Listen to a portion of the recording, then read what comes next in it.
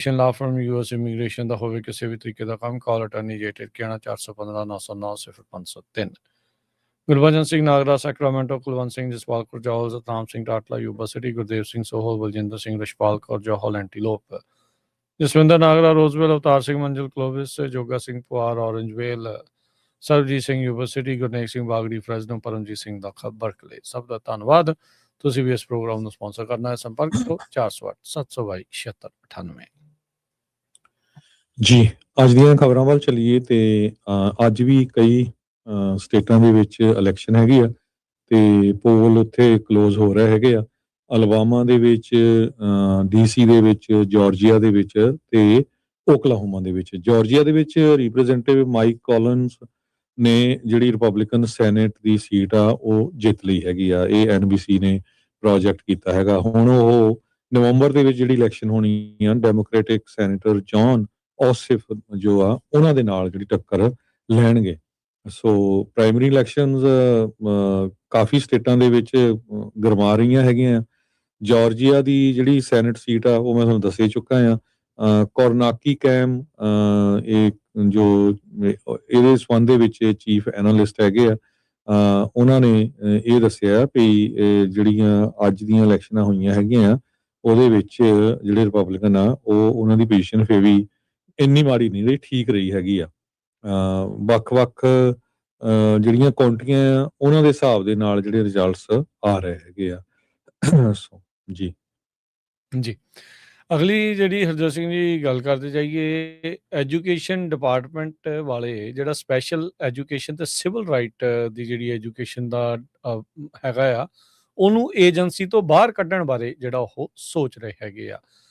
ਸੋ ਕਹਿੰਦੇ ਵੀ ਡਿਪਾਰਟਮੈਂਟ ਨੂੰ ਕਿਉਂਕਿ ਕਲੋਜ਼ ਕਰਨਾ ਹੈ ਐਜੂਕੇਸ਼ਨ ਡਿਪਾਰਟਮੈਂਟ ਨੂੰ, ਤੇ ਇਹਦੇ ਜਿਹੜੇ ਫੰਕਸ਼ਨ ਆ ਹੋਰ ਮਹਿਕਮਿਆਂ ਦੇ ਵਿੱਚ ਵੰਡੇ ਜਾ ਰਹੇ ਆ। Office of special education and rehabilitative services ਜਿਹੜੇ ਕਿ ਜਿਹੜੀ ਡਿਸੇਬਿਲਿਟੀ ਐਜੂਕੇਸ਼ਨ ਐਕਟ ਦੇ ਤਹਿਤ ਜਾਂ ਆਈਡੀਆ ਦੇ ਤਹਿਤ ਕੰਮ ਕਰਦਾ ਸੀਗਾ, individuals with disabilities education act, ਇਹ department of health and human services 'ਚ ਜਿਹੜਾ ਉਹ ਆ ਜਾਊਗਾ।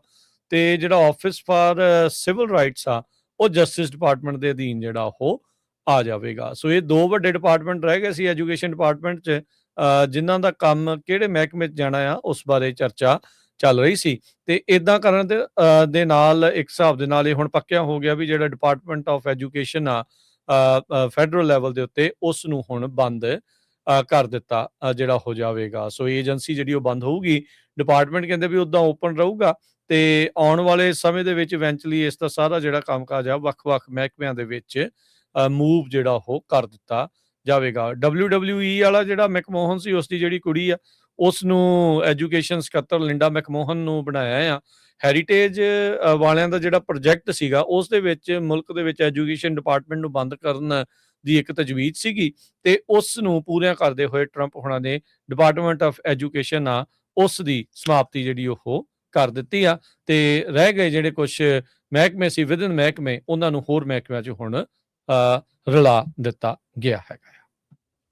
ਅਗਲੀ ਖਬਰ ਵੱਲ ਚੱਲੀਏ ਤੇ ਆਪਾਂ ਕੱਲ ਵੀ ਸਾਂਝੀ ਕੀਤੀ ਸੀ ਵੀ ਕੈਲੀਫੋਰਨੀਆ ਦੇ ਗਵਰਨਰ ਗੈਬਨ ਨਿਊਸਮ ਹੁਣੀ ਇਹ ਕਿਹਾ ਵੀ ਡਿਪਾਰਟਮੈਂਟ ਆਫ ਜਸਟਿਸ ਉਹਨਾਂ ਨੂੰ ਇਨਵੈਸਟੀਗੇਟ ਕਰ ਰਹੀ ਆ, ਪਲੱਸ ਉਹਨਾਂ ਦੀ ਵਾਈਫ ਨੂੰ ਵੀ, ਤੇ ਉਹਨਾਂ ਦਾ ਕੇਸ ਜਿਹੜਾ ਆ ਉਹ ਫ੍ਰਿਜ਼ਨੋ ਦੀ ਫੈਡਰਲ ਕੋਰਟ ਦੇ ਵਿੱਚ ਜਾ ਸਕਦਾ ਹੈਗਾ।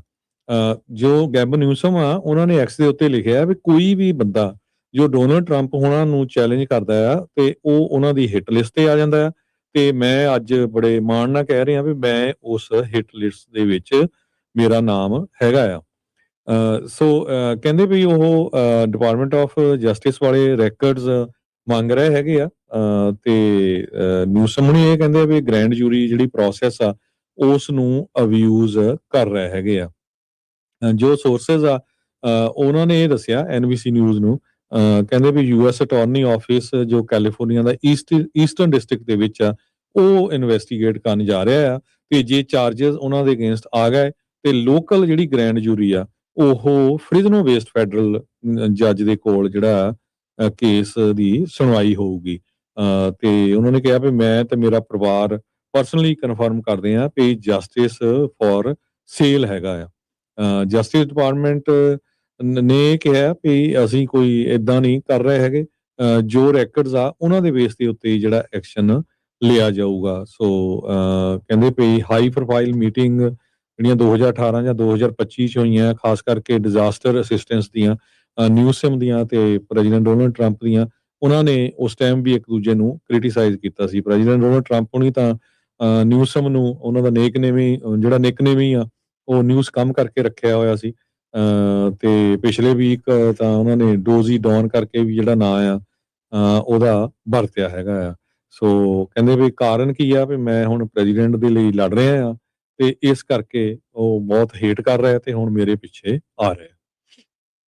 ਜੀ, ਅਗਲੀ ਜਿਹੜੀ ਅਸੀਂ ਗੱਲ ਕਰਦੇ ਜਾਈਏ, ਮਿਸਿਸਿਪੀ ਦੇ ਵਿੱਚ ਇੱਕ ਸਾਲ ਦੇ ਬੱਚੇ ਦੀ ਮੌਤ ਹੋ ਗਈ ਜਦ ਪੁਲਿਸ ਦੇ ਦੁਆਰਾ ਇੱਕ ਕਾਰ ਦੇ ਉੱਤੇ ਸ਼ੂਟ ਕੀਤਾ ਗਿਆ, ਜਿਸ ਉੱਤੇ ਕਥਿਤ ਦੋਸ਼ ਸੀਗੇ ਵੀ ਇਸ ਨੇ ਸ਼ਾਪ ਲਿਫਟਿੰਗ ਕੀਤੀ ਆ। ਕੋਹਨ ਵਾਈਲੀ ਨਾਂ ਦਾ ਇਹ 1 ਸਾਲ ਦਾ ਜਿਹੜਾ ਬੱਚਾ ਆ, ਵਾਲਮਾਰਟ ਦੀ ਪਾਰਕਿੰਗ ਲੋਟ ਦੇ ਵਿੱਚ ਸ਼ੂਟਿੰਗ ਦੇ ਦਰਮਿਆਨ ਉਸ ਦੀ ਮੌਤ ਹੋਈ ਆ ਤੇ ਇਸ ਮੁੰਡੇ ਦੀ ਜਿਹੜੀ ਮਾਂ ਆ, ਉਸ ਦੇ ਵੀ ਕਾਫੀ ਸੱਟਾਂ ਜਿਹੜੀਆਂ ਉਹ ਲੱਗੀਆਂ ਆ, ਸੀਰੀਅਸਲੀ ਇੰਜਰਡ ਜਿਹੜਾ ਹੈਗਾ। ਪੁਲਿਸ ਰਿਸਪੌਂਡ ਕਰ ਰਹੀ ਸੀ ਜਦੋਂ ਵਾਲਮਾਰਟ ਦੇ ਦੁਆਰਾ ਇੱਕ ਕਾਲ ਕੀਤੀ ਗਈ ਸੀ ਵੀ ਇਸ ਗੱਡੀ ਦੇ ਵਿੱਚ ਜਿਨ੍ਹਾਂ ਨੇ ਸ਼ਾਪ ਲਿਫਟਿੰਗ ਕੀਤੀ ਆ ਵੀ ਉੱਥੇ ਜਾ ਰਹੇ ਆ।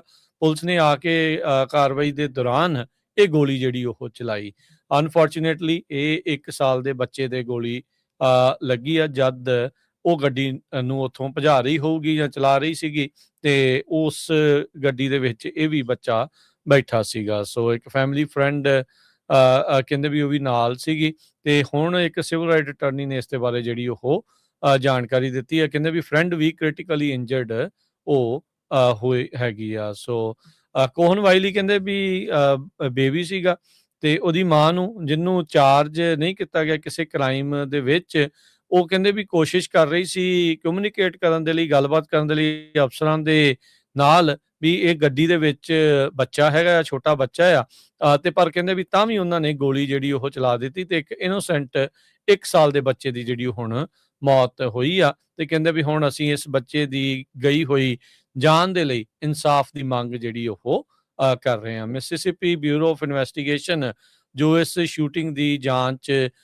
ਕਰ ਰਹੇ ਹੈਗੇ ਆ, ਉਹਨਾਂ ਨੇ ਜਿਹੜਾ ਆ ਕੇ ਦੱਸਿਆ, ਕਹਿੰਦੇ ਵੀ ਐਨਕਾਊਂਟਰ ਕੀਤਾ 2 ਸਬਜੈਕਟ ਤੇ ਇੱਕ ਜੁਵਨਾਈਲ ਚਾਈਲਡ ਉੱਥੋਂ ਭੱਜ ਰਹੇ ਸੀ। ਹੁਣ ਸਭ ਨੂੰ ਹੀ ਪਤਾ ਵੀ 1 ਸਾਲ ਦਾ ਬੱਚਾ ਖੁਦ ਤਾਂ ਨਹੀਂ ਭੱਜ ਸਕਦਾ, ਉਹ ਤਾਂ ਬਹੁਤੇ ਬੱਚੇ ਤਾਂ ਉਦੋਂ ਤੁਰਨਾ ਹੀ ਮਸਾਂ ਜਿਹੜਾ ਉਹ ਸਿੱਖਦੇ ਆ, ਉਸ ਗੱਡੀ ਦੇ ਵਿੱਚ ਸੀਗੇ ਤੇ ਹੁਣ ਇਸ ਦਾ ਜਿਹੜਾ ਉੱਥੇ ਰੌਲਾ ਗੌਲਾ ਕਾਫੀ ਜ਼ਿਆਦਾ ਜਿਹੜਾ ਹਰਜੋਤ ਸਿੰਘ ਜੀ ਪੈ ਰਿਹਾ ਹੈਗਾ।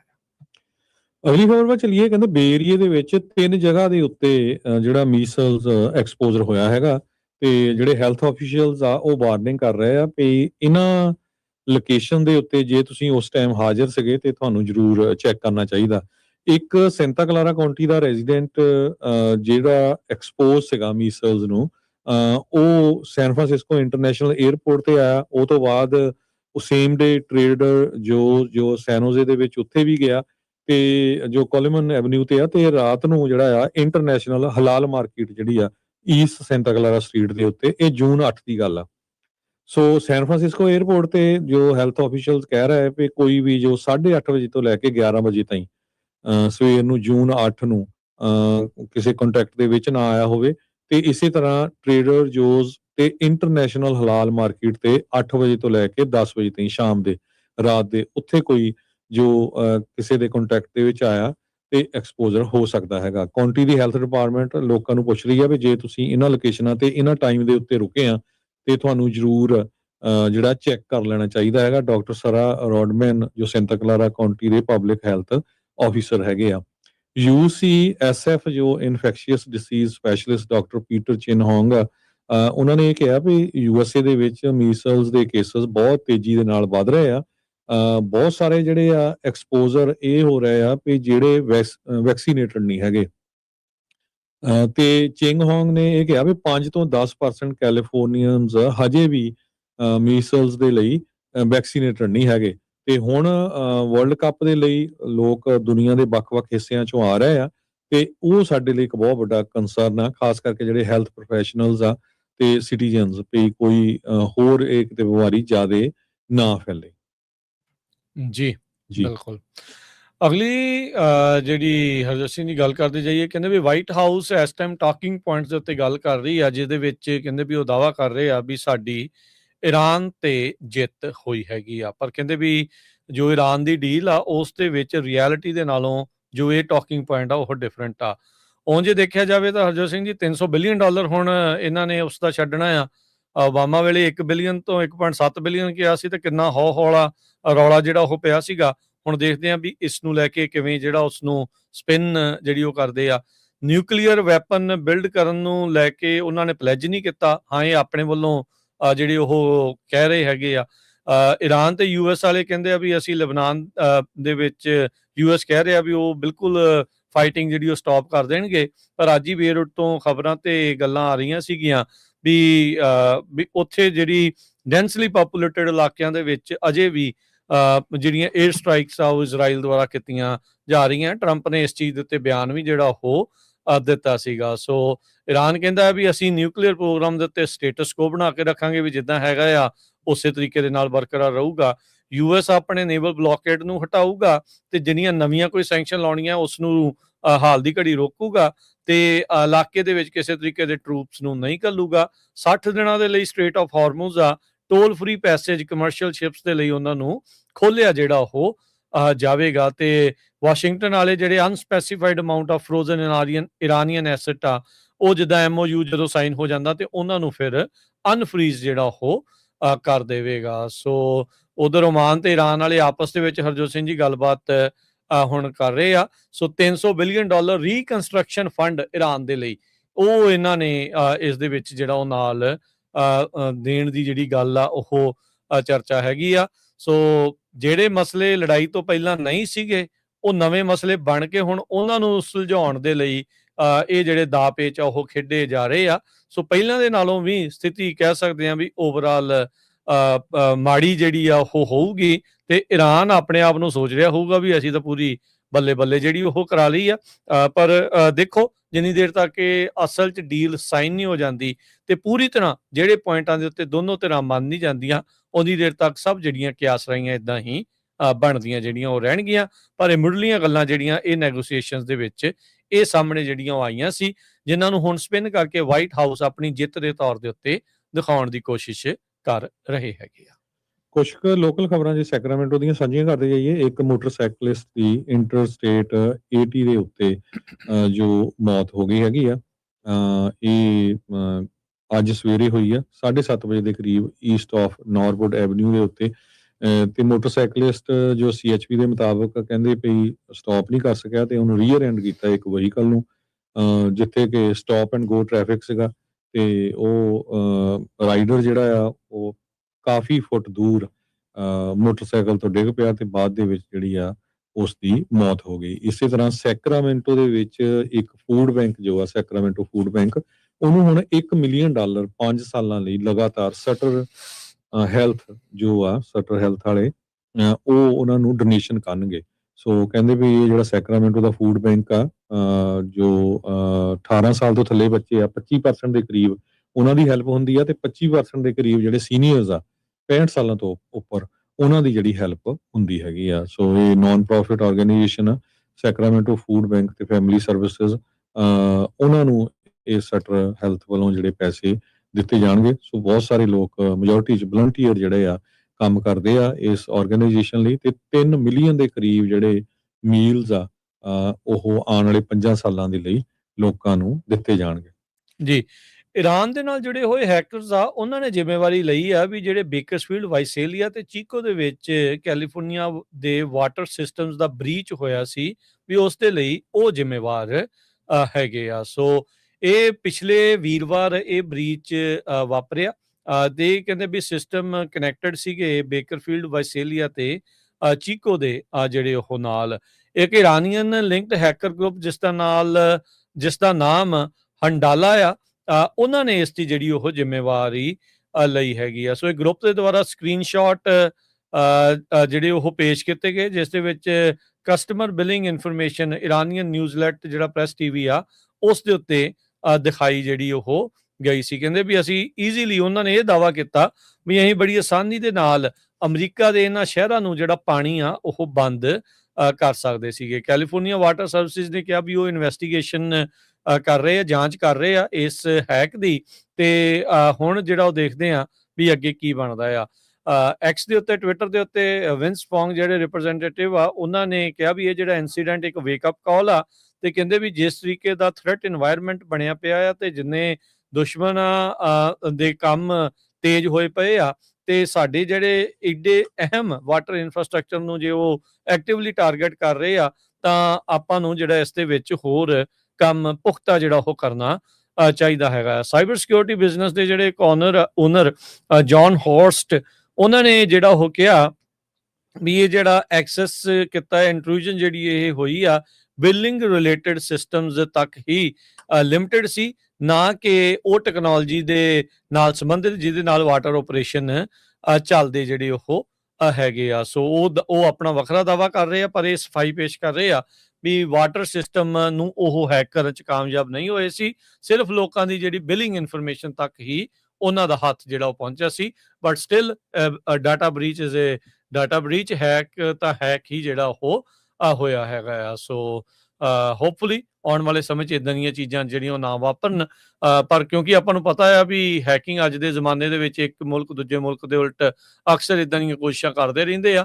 ਸੋ ਸਰਕਾਰ ਨੂੰ ਵੀ ਆਪਣੇ ਜਿਹੜੇ ਸਿਸਟਮਸ ਆ ਉਹਨਾਂ ਨੂੰ ਹੋਰ ਰੋਬਸਟ ਬਣਾਉਣਾ ਚਾਹੀਦਾ ਆ।